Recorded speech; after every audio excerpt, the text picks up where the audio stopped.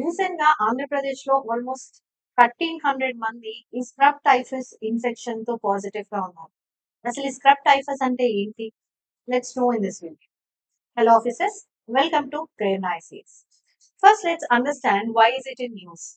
మనకి ఆంధ్రప్రదేశ్ లో we have seen that two people have died because of this incident are the infection that is been caused by scrub typhus. ఇది mostly Vizag లో, కాకినాడలో and YSR కడపలో ఎక్కువ cases register అయ్యాయి. And దీనికోసం even the government also has to form medical teams to investigate why this is happening, how is this infection spreading, and to create public awareness to ensure early diagnosis and treatment.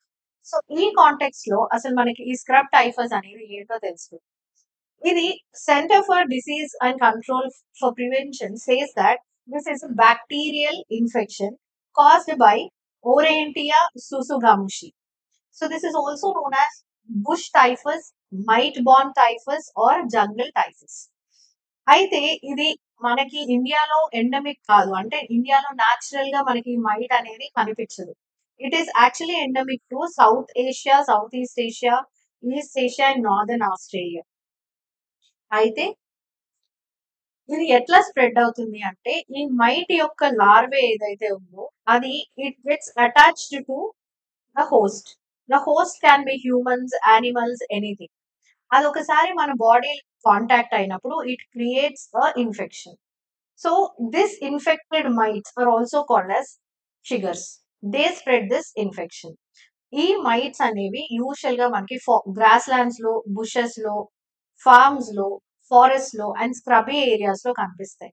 మనం ఇవి usual గా ఎట్లా contact అవుతారు humans అంటే, మనకి ఇది while they're working or walking in the fields, మన agricultural fields లో ఫార్మ్స్ కి వెళ్ళినప్పుడు ఒకవేళ అక్కడ ఈ మైట్స్ ఉంటే ఆ చెట్ల మీద కానీ ఆ గ్రాస్ మీద కానీ మనము కూర్చున్నప్పుడు మన హ్యాండ్స్, లెగ్స్ బేర్ గా వాటికి ఎక్స్పోజ్ అయినప్పుడు this might get in contact with our body.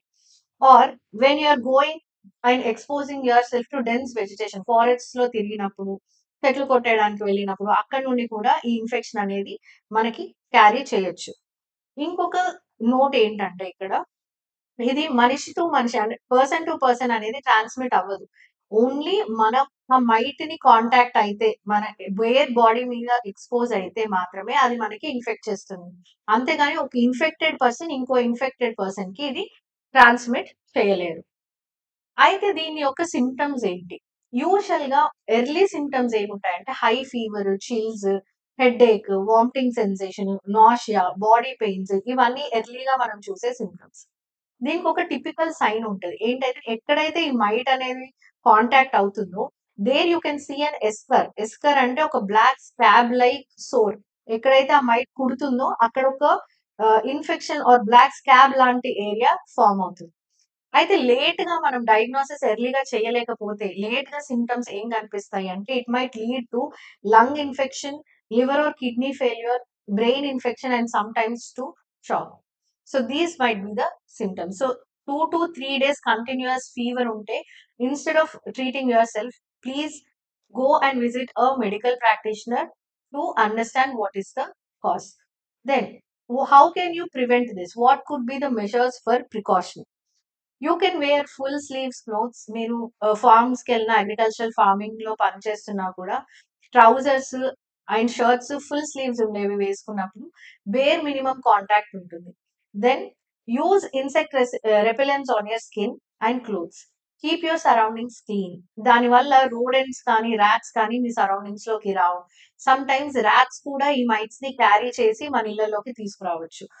So avoid sitting or sleeping on grass or soil. Also take bath and change clothes after outdoor field work. This will help you to prevent the infection. So ilanti marini videos kosam please subscribe to our channel. Thank you very much.